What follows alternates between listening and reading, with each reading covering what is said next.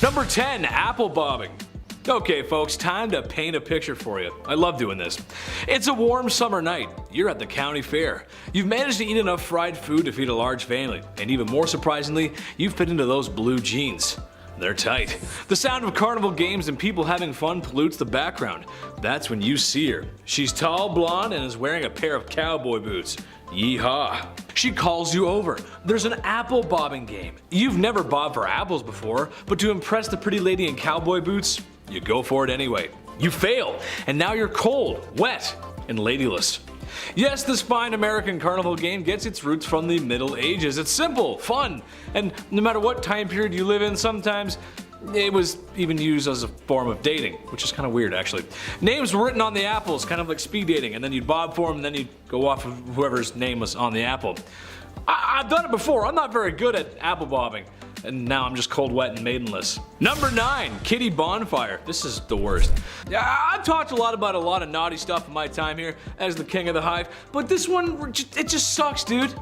Look, we've all been bored before. I have too. Have we all done stupid things when we're bored? Yes. Remember Roman candles? You point them at each other, you shoot the fireworks at each other? Some of you done it. Don't lie to me. I know you did. Sure, that's just a part of growing up though. However, growing up in the Middle Ages, and more specifically in France, they like to have barbecues. Except it wasn't delicious mouth-watering ribs or chicken, it was cats. And it wasn't for eating, but just for entertainment. Yeah, just for a good old laugh. Don't have time today, but I've got a great story about a stray cat. Maybe I'll use that for my first stand-up routine, we'll see. But regardless, I'm just trying to have fun in this one because it just makes me sad. Let's move on to the next one. Number 8. Mob football. Football is the world sport. Name a country, they probably have a team in it. And Canada might even bring the cup home this year, boys and girls. Now that would be cool. However, the billion-dollar sport was nothing close to what it is today. Football has rules, regulations, and athletes performing at peak performance. Ronaldo was one heck of a player. In medieval times, there were no rules on how many players there could be. Sometimes it was even whole towns versus one another.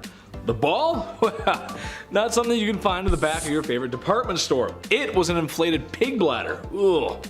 The only goal was to get it to the other side with any means necessary, which oftentimes meant it was going to get physical. A lot of beating and whatnot, a lot of hitting. Not very good, don't do that.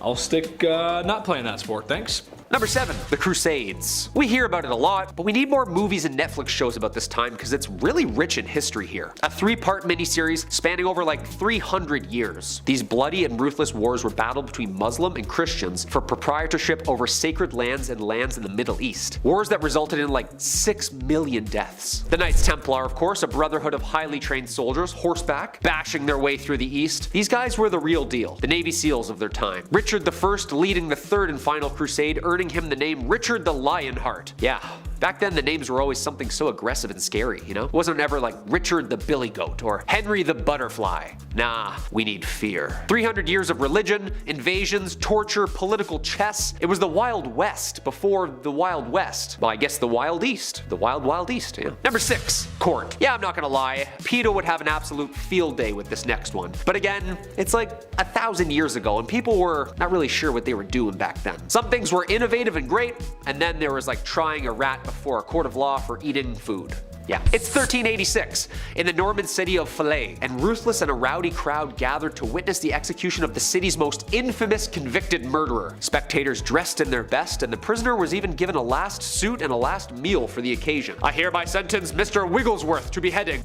Gasps everywhere. Yeah, a pig. Yeah, they tried a pig and sentenced it to a beheading. Like, also, isn't that just called breakfast? For more than like 300 years all throughout Europe, strange lawsuits tried pigs, dogs, foxes, birds, even grasshoppers and slugs for crimes. Basically anything against people, property, and God himself. It started with creatures who had maimed or killed humans of importance, then animals that stole and ate crops, then like the snail made me do it type stuff. Yeah.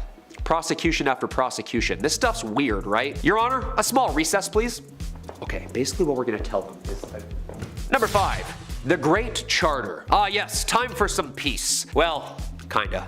A peace treaty, the initial document containing specific grievances under King John's rule. The year is 1215. Since these animals can't follow the rules, maybe we need to jot up some rules to follow ourselves. A document setting out the laws and limitations for the common man to King John himself. A legal system written down so that there are clear do's and don'ts to follow, like no free man shall be seized, imprisoned, dispossessed, outlawed, exiled, or ruined in any way, nor in any way proceeded against except by the lawful judgment of his peers, and the law of the land. Write all that down. Please write it down. Laws were important, and sometimes people needed to face the music. After John's death, the government of his son, Henry III, revised the document in 1216, dumbing it down in a little less strict and churchy book of rules type way. Less hearsay and more evidence kind of laws. Of course, still in folio, so V's were U's and L's were also the number 1, so a little confusing sometimes, to say the least. Number 4. Templars. The poor fellow soldiers of Christ and of the Temple of Solomon. I feel like you have to say that with a deep voice or it sounds weird. The Knights Templar, aka the Order of Solomon's Temple, or simply the Templars. Basically a Catholic military order group of one of the most wealthiest military groups in all of history. No pressure. Founded in 1119, based out of the Temple Mount in Jerusalem, a couple hundred years of this Navy SEALs type organization. Endorsed and encouraged under the Roman Catholic Church of Pope Innocent II.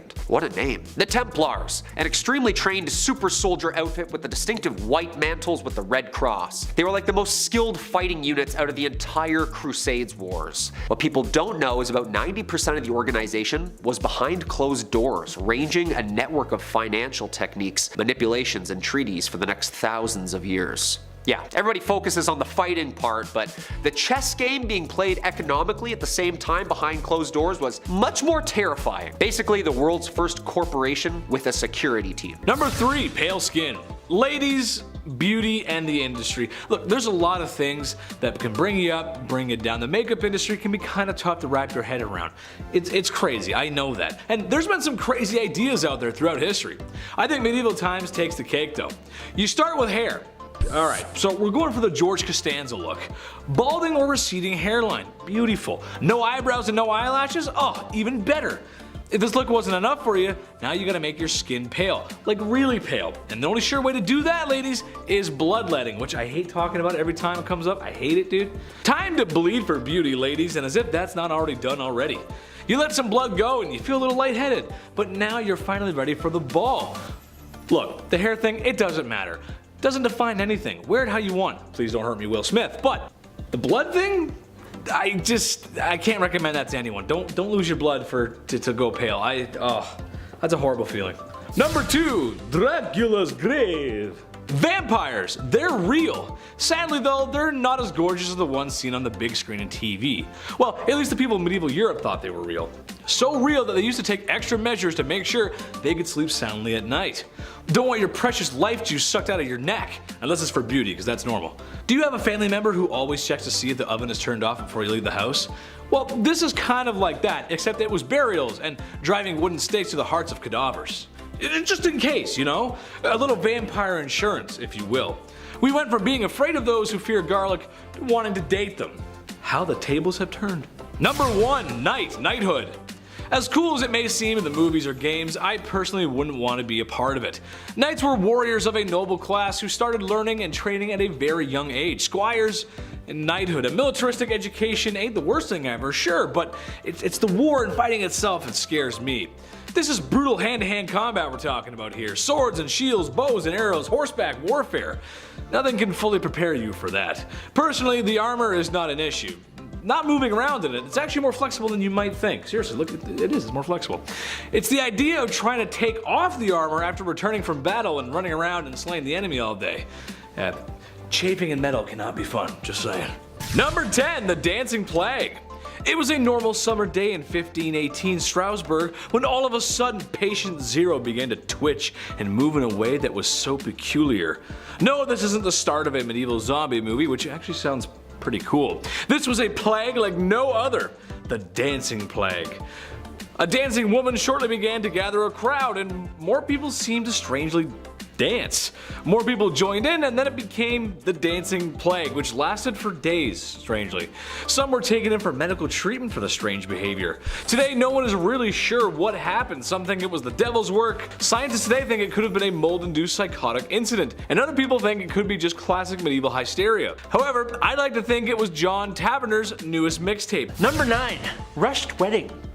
Not all marriages back in the medieval times were for political and strategic gain. Some of it was actually for love. And some of it was extremely spontaneous. There wasn't even an official ceremony for a long time, and if you wanted to get married, the two of you just had to both give verbal consent, which is always a good idea. As you can imagine, this meant a lot of people would be getting legally bonded to each other in the streets, at the pubs, and while together in bed, which, taking into account that people were considered old enough for marriage at obscenely young ages, they were not really thinking with their brains right then. But hey, life was short and love was fiery. But because of this, it was kind of hard to prove the whole thing, so we came up with a lovely way of confirming the whole situation. Number 8, Splash Zone. Let's get it on. Ooh, ooh, ooh, babe, let's get it on. Ooh! Man, I love that song. I love the classics. You know, sometimes those moments in life require that special soundtrack. Like when I'm gaming, I love synth pop. When I party, I'm a man who enjoys some Drake. How you doing, buddy? And when it's time to get low, I like the official soundtrack of Shrek. What can I say? Cinematic masterpiece. That being said, that's all that needs to happen in those intimate moments. For medieval times and in many places around the world, people would have to watch the signing off of the marriage. This included friends, family, local leaders, and maybe some nobility. You know, just to make sure the marriage went through properly. Gee, honey, I can't wait to go home and consummate the marriage. I figure if everyone shows up at 8, they can leave by 8:05. Maybe 8:02. Just stay out of the splash zone. Number 7, public delifing. There were jails and dungeons in medieval times, sure, make no mistake of that. However, a lot of times sentencing for crimes would often lead you to losing your head, where a large sweaty man, such as myself, wearing a black cloth mask would take a very sharp axe, sword, or any other sharp utensil of war from the war cabinet and liberate your head from your shoulders. Thing is, some folks would come out to watch this, as this was apparently a form of entertainment. I mean, why not? I guess, sure. Sure, it's friendly family fun. Bring the youngins, mom, dad, grandma, grandpa. Pack some sandwiches just to make sure you stay out of the splash zone. Yeah, I don't know why they did that. That was pretty common. That's weird. Number 6, Wario shoes. Fashion. I'm not a fashion guy, and I don't claim to be. I don't have the cash flow for it. But one day, I swear, if I got the do-re-mi, it'll be leisure suits and Frank Sinatra every time I sit down to eat a meal. Gotta have those shoes to match that Frank energy. Shoes that say, yes, I'm moderately talented and handsome and have a great following, but I have some shady connections to the Italian mafia. Villain energy. Well, what's more villainous than a pair of Wario shoes? Yes, some medieval shoes were big and pointy and sometimes floppy. It was a sign of wealth, class, prestige, and the calling card of a portly Mario doppelganger.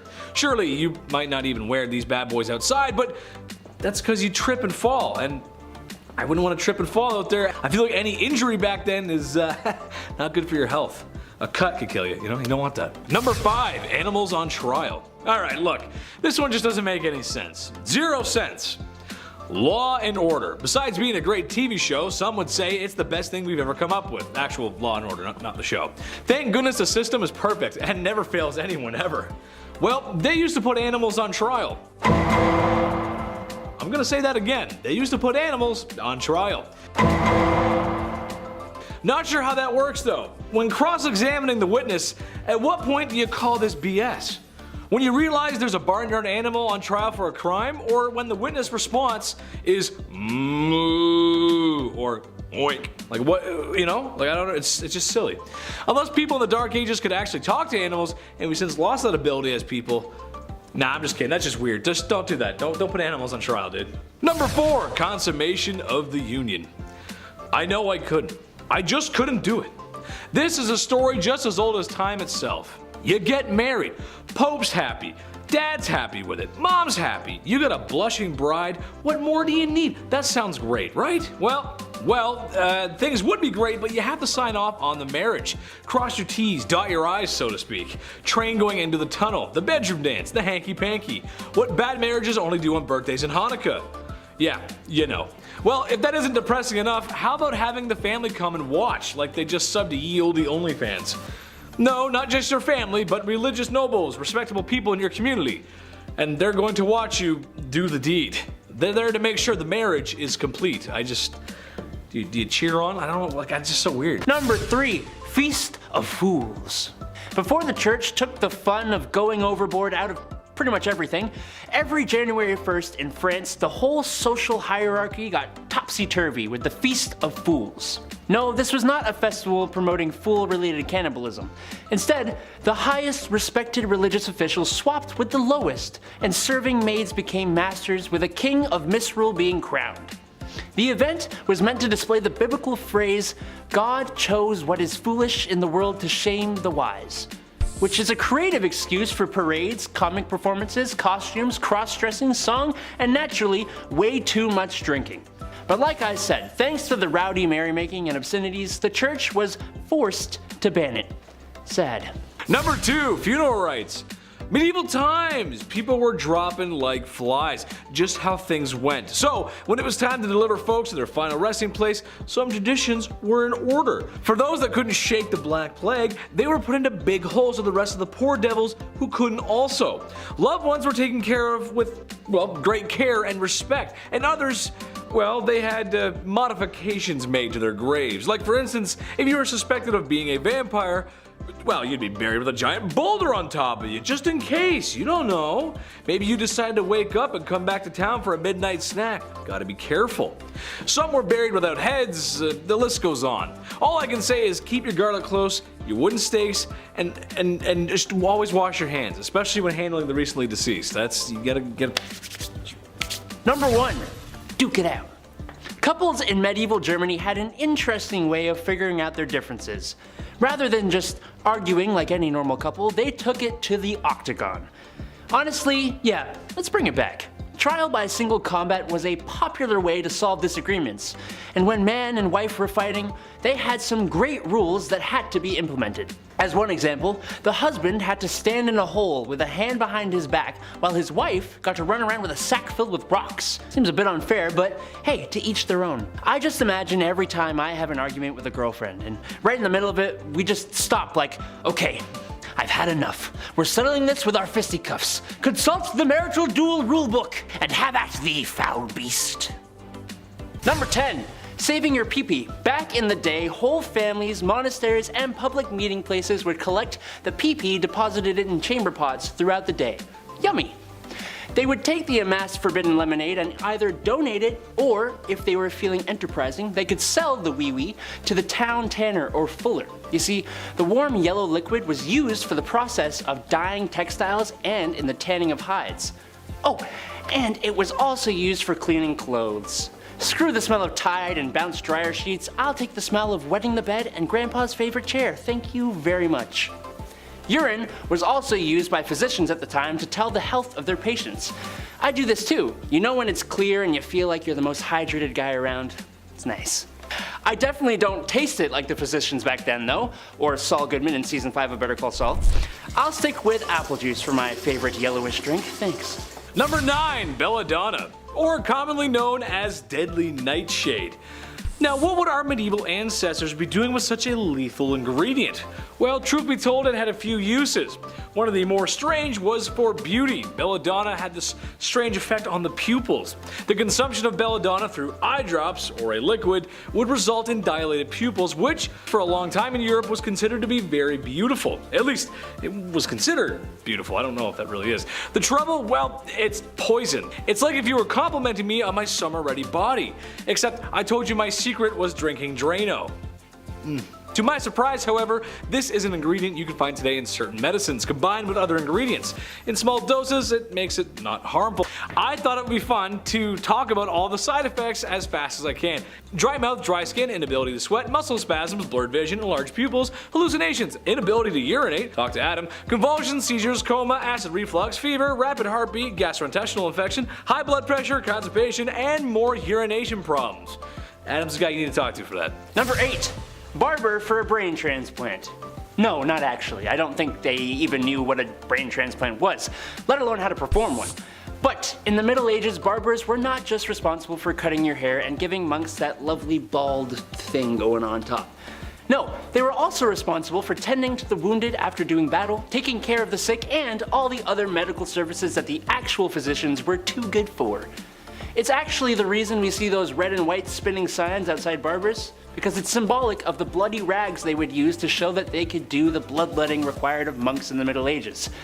These barbers even formed a guild in the 13th century, lasting all the way up to the 18th century. Barbers are talented individuals. No one can cut my hair the way Tony does. Number 7. Men's fashion. By far one of the best ways to show that you are not one of the lowly plebeians back in medieval times would be your clothes. We've talked about how stripes were the pattern of the devil, but they had some weirder trends back in the Middle Ages. For example, long and pointy shoes were a very big sign of wealth, and the longer and pointier the shoe, the more gold pieces were lining your pocket.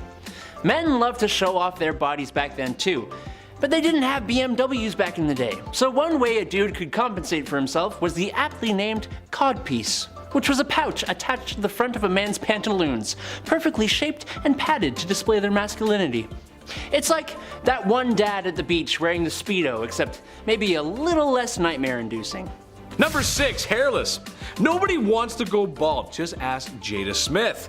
Medieval times had different thoughts about this, however. Not only was a receding hairline normal, but that was the thing for ladies at the time. You might be thinking it's all about the waist, the legs, or the booty. Well, not back then. So, if the forehead is all the rage, focus on it, right? Makes sense. How is this done? Well, you can start by plucking those lashes, don't need those, then pluck the eyebrows, ain't gonna need those either, and just start reeling back that hairline. Oh, perfect, now you're ready for a night on the town. The history of women's fashion and traditions is a story of pain, beauty, and some really weird choices. Number 5. Animal court. Oh, did you think the courtroom was a place only for members of the human species? Au contraire. In fact, all kinds of members of the animal kingdom, from insects to dolphins, would stand trial if they were believed to be guilty of crimes. Some animals were executed, some received strongly worded letters, and some were even proven not guilty. A rooster was once given the verdict of guilty for laying eggs. Truly the most unnatural of crimes. Pigs were usually the ones who got the most amount of court time, with one account even having a pig dressed in a waistcoat, gloves, pants, and a human mask to meet his end. I wonder if these animals were judged by a jury of their peers. Number 4. Bloodletting. Look, we all know that a lot of men in their mid-40s treat their bodies like a rusted out Chevy Tahoe. I'm one and the same. Yeah, it needs a lot of work, but Dad got an oil change, so that makes it all better. This was common back in medieval times. A simple fix, or a one fix fits all for every health issue, was, of course, bloodletting. The old drain you of your precious life juice so you can get a detox, bro. Look, at first glance, yeah, it makes sense. If my Chevy runs a wee bit better after an oil change, then why not? It makes sense. Well, the truth is, there really isn't any new blood going in, so it's not so much as an oil change as it is so much just draining you of your energy, bro. Did it really work? Not really. Arguably, it made things worse. This was also a treatment to make your skin pale, and as my previous point with the ladies, that was also seen as beautiful, so remember that. Go to blood clinic. Please don't drain your blood to look prettier. Number 3, witch trials. Speaking of scheduled delifing, witch trials, or rather, get rid of anyone who's been deemed a witch, which, in case you didn't know, was as simple as this. Right then, the young woman down the lane is smarter than her boys in the school. Right then, folks, pitchforks and torches it is. Unfortunately, for a lot of women at the time, it was tough. When has it not been, right, ladies? While some men were declared witches too, this was a tool really for people with power to get rid of those who dare oppose them. There's too many royals to mention who took part in this, however, one stands out as Bloody Queen Mary. Names like this were not given for no reason. She was known for sending witches and heretics alike to the stake to be cooked. Number 2, outlaw. In movies and TV, characters named as outlaws, specifically in the Wild West sense, are seen as cool guys, outsiders, and wanderers with an air of mystery and possibly power. Trust me when I say it was not what you want it to be, especially in the medieval times. If you were declared an outlaw in the Middle Ages, you lost all rights, possessions, and any kind of protection being part of society would give you, including people getting in trouble for ending your stay on this plane of existence. You were forced to fend for yourself with nothing to your name, and in a world rife with disease, wars, bandits, and very little readily available food or water, things get harsh quick. If you didn't have a buddy to turn to for help, who you knew for a fact would not literally stab you in the back, then you were pretty screwed. Luckily, I have Andrew. Right? Yeah. Number 1, ladies. Okay, so let's say you're married. Husband tends the crops. You as the wife take care of the home. This isn't a statement about the patriarchy. I'm just saying taking care of the home is just as important back then. Seriously, it is. Well, your husband comes in from tending the fields one night with a fever. Uh-oh, he's fallen ill, and now he's perished. Now you're left alone with no income and a society that's probably not okay with you working. So that means it's time to pull up your pants. Well, actually pull them down, as in a scenario like this, it would be time to work that street corner, and a lot of women did do that. The same way Adam works on building Legos in his dungeon. I joke. But as they say, it's the oldest profession in the book, and folks, it's not going anywhere anytime soon.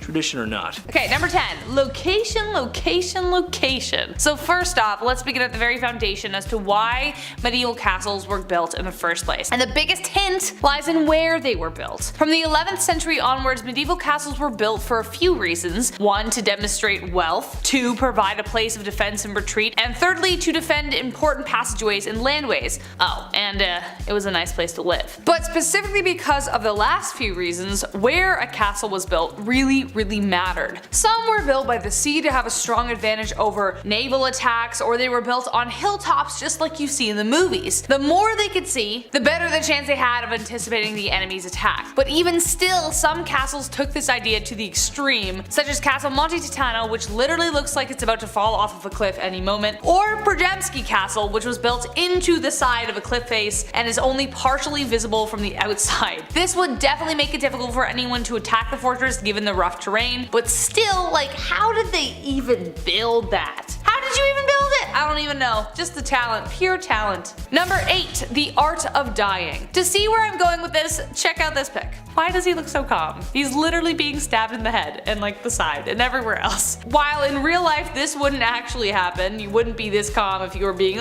killed, but this was the goal. People lived in a very pious society back in the medieval ages, and what with death looming around every corner with the Black Plague, you know, they developed a very unique idea about death called Ars Moriendi, the art of dying. The idea revolved around a good Christian death, that it should be planned and peaceful. I'm going to die on December 16th, blah, blah, blah, blah, whatever date. They didn't actually say that, but anyways. So as medieval people were lying on their deathbed in their castle, they were expected to receive it without despair or any kind of existential crisis. You had to take it honorably, and if you didn't, it was looked down on, but then again, you were also dead, so what does that matter? But it was because of this belief that even in paintings depicting gore and death, the victim, who was stabbed in the head, always had like a calm expression, just like, yeah, this is fine. It's a flesh wound. Number 7, jesters.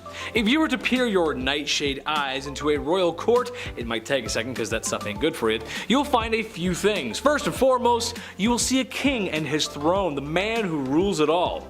Next to him would be a most beautiful queen, the woman who has it all. Hiding in the room upstairs are his mistresses. That's just how it goes. Loyal knights, advisors, cooks, everyone's here, as Mr. Sakurai would say, except for one missing person. Who?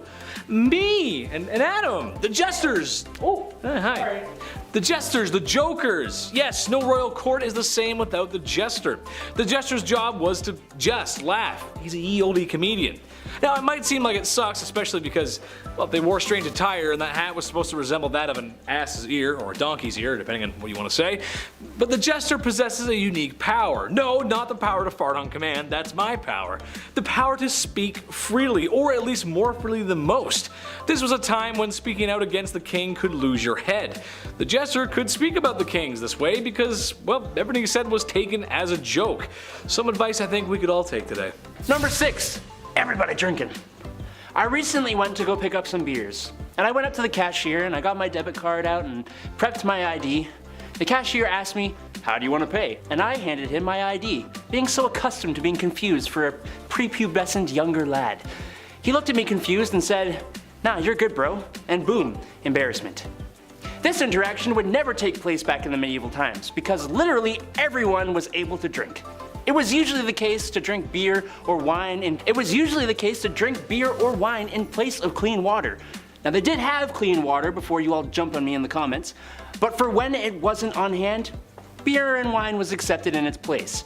It was a common part of the medieval diet. I think they convinced themselves of this in the same way I tell myself it's okay to have another one. Well, it's made of grains with water, so that means it's healthy, right? Red wine is good for my heart, so drinking it right out of the bottle is okay, right? No, probably not.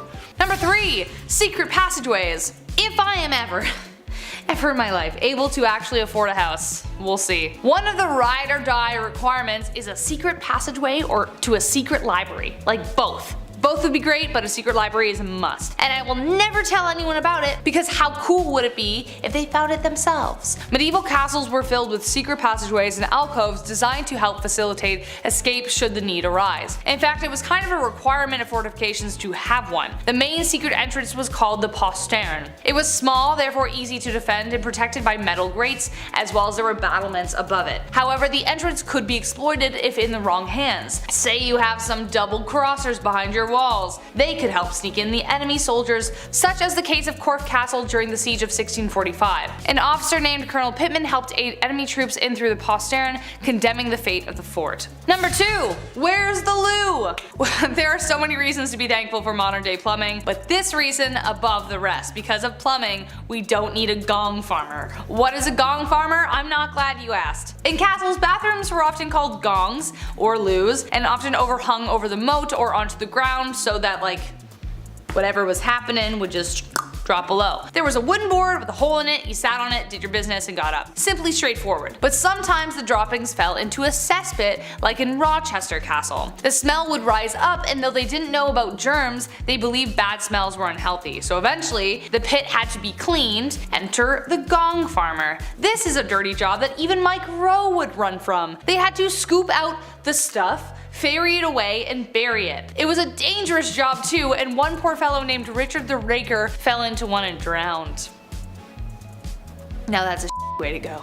And last but not least, the Tower of London Zoo? The Tower of London has seen a lot of action since it was built by William the Conqueror in the 1070s. It has housed some of history's most famous political prisoners, but did you know that at one time it was kind of a zoo? From the 1200s to 1835, the tower housed an exotic assortment of wild animals. Lions, tigers, bears, oh my, but also elephants, monkeys, and polar bears. They were brought to the castle as gifts, and if you visit the attraction now, there are wire sculptures commemorating the beasts. In 1235, Henry III was given leopards, though most likely they were lions, but they were just called that, by the Holy Roman Emperor Frederick II, and that's where it all began. The king decided to start a zoo at the tower, and that he did. A polar bear joined the exhibit in 1252, and then an African elephant in 1255. A special enclosure was built, but sadly the elephant died only a couple years later, which was sadly the fate of most of the animals, except for the lions. They did pretty well. Number 10. Universities. Okay, owing a lot of school debt myself, I know a little thing or two about the educational institution. But when did they start? And where? And why? Universities have been around for like the last 13,000 years. Apparently, with the newest uncovered Göbekli Tepe being flirted with possibly being the first university or educational hotspot in the world. But uni with like school colors and teams and stuff, that's straight middle high ages right there. University of Oxford was created in 1096. That's the classic riddle, isn't it? Which is older, the Aztecs or Oxford? Ever heard that one before? Yeah, these things are like old. A university for law and medicine was created in the year of 1088, the University of Bologna in Italy. Yeah, it became a thing when an organized group of students under the Latin motto of quote, nourishing mother of the studies was created. Pretty academic if you ask me. University of Cambridge, 1209. Like this is like almost 1,000 years ago, y'all. At least some of the Middle Ages had some good traditions, along with like how to sever heads for court and stuff like that. I wonder if someone still owes school debt from like 1208, you know? 5 shillings a month kind of deal. Number 9.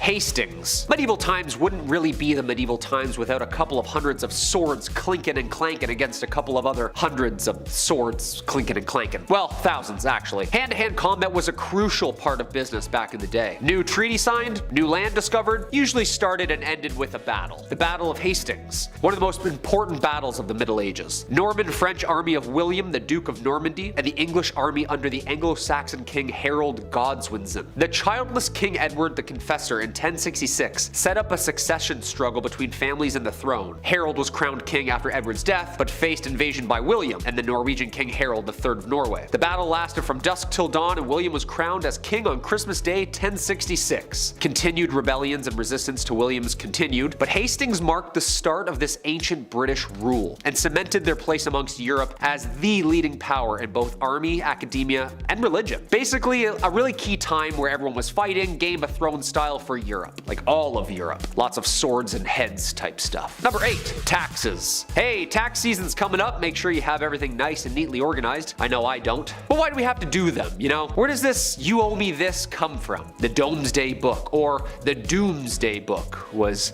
a book created under William I, also known as William the Conqueror, the same named victor in the battle we just talked about. So medieval to name yourself the victor, isn't it? It is I, Kyle, the winner. Yeah, this guy basically drew up a book to document people's money so that he could tax them. Oh yeah, this was the first time surveyors kind of went town to town and recorded how much money you would owe for just doing you. Men would just show up at your house asking how much you made and document your spending habits. 5 shillings on groceries, huh, Mildred? Right, and just another 5 for the phone plan. Tax season's coming up. Talk about a bunch of crooks, huh? Owing someone money for just living on their land, trying to make an honest living? How dare they? Thank God that didn't catch on. Speaking of, I got a phone H&R Block. Number 6. Gazing out of windows. Imagining a world where women are restricted from education, business, autonomy is thankfully getting harder and harder to do. But even without feminism, women still operated within the constraints of a patriarchal society in very important ways. It was their job to run the entire castle when the lord was away, for instance. They weren't just staring out windows, waiting to lower their hair for a handsome suitor. Medieval noblewomen, for instance, had the responsibility of running the household and enforcing it. Lords were often away on crusades, war, court, or even just dead. So it was up to the ladies to run the estate, finances, and even to defend the castle against attack. Also, if the husband was dead, many women would choose not to remarry because you had more advantages being a widow than being married. You would essentially be treated as a man, especially in terms of property and things like that. Religion was also incredibly important, and one of the restrictions for women at the time was that they were forbidden from touching the altar. So in order to metaphorically dance around this, they donated their clothes to the church, which would eventually be worn by the clergyman, hence they would eventually touch the altar. A very clever way of getting around this rule, but more research needs to be done about women in the medieval ages, but this is kind of what it looked like. Number 5. Shotgun weddings. Behind the closed doors of the castle walls, love lives were pretty much what you would expect them to be. Really stinky, and also not about love. Marriage was politically motivated, and there wasn't room for much love there. Women had essentially no say, and both boys and girls could be married as soon as 12 to 14. However, compared to today, their ceremonies would be better compared to a shotgun wedding in Vegas than the ones we know. It would be completed in a matter of moments just by simply uttering consent. You could marry technically in the street, or at dinner, or at a pub, or in bed after the deed is done. So because things got so confusing by the 12th century, marriage got more complicated. It was declared a holy sacrament that must be observed by God. Observed being the key word. Not only did people actually have to see people saying "I do," they had to see them do the deed. The bride was carried to the bed by the family, and they would wait around until the act was complete, so you know what I mean. If you were lucky enough to live in a castle, you might have had bed curtains to shield the viewing, but they still heard everything that was going on. Number 4. The mystery of Ludlow Castle. Beyond weird weddings, war, and strange food performances, castles contain secrets behind their walls we may never know, such as the mystery of the White Lady of Ludlow Castle. In the 12th century, the castle was home to Marion de la Bruyere, and she had a secret. She was in love with a secret suitor with whom she would sneak into the castle each night. She would lower a rope in true Rapunzel fashion to bring her love to her. But little did she know that her mysterious love was setting a trap for her. One night he left the rope rope below so that more men could follow up behind him and take the castle. Bereft and betrayed, Marion stabbed her lover with his own sword. She then flung herself from the castle's walls and perished on the rocks below. To this day, people have stories of seeing a woman's white figure tumbling from the castle window, trapped in the desperate circumstances of her death. Number 3. Knights. Keeping with the themes of the medieval times, other outfits of highly trained religious secret organizations. Knights. Brotherhood. Fighting. All that good stuff. Another knightly order. The Order of Brothers of the German House of St. Mary in Jerusalem. Also commonly known as the Teutonic Order. 1,000 years ago again. Kind of like the Templars, being a Catholic religious institution founded as a military society. We're talking 1190 in Jerusalem. It was formed to aid Christians and protect them in the Holy Lands where they would establish hospitals and churches. The Order, more of a small voluntary outfit made up of mercenary military memberships. Basically old dogs who could still fight were looking to do some private security work. The Teutonic Knights were rich too, which led them to hire older and more experienced mercenaries from all parts of Europe. Dude, this is where all these secret societies started, huh? Couple initiations, couple tattoos, couple secret scars. A religious mercenary group who would just truck through Europe, swinging swords in the name of God. What a time.